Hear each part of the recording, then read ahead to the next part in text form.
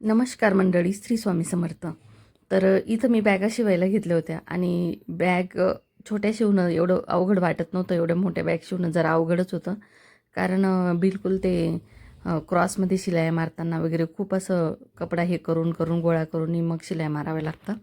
तर हे बघा या प्रकारे. आणि दाब शिलाई मारताना तर जास्तच अजून थोडं अवघडच जातं. पण तरी आपलं काम आहे, आपल्याला करावंच लागेल. कालचं काम पूर्ण झाल्यानंतर आज सकाळीच मला 1-2 फ्रॉक कटिंग करून घ्यायची होती साडीची. आणि ती साडी आलेली होती मला पोस्टात, एका ताईने पाठवली होती.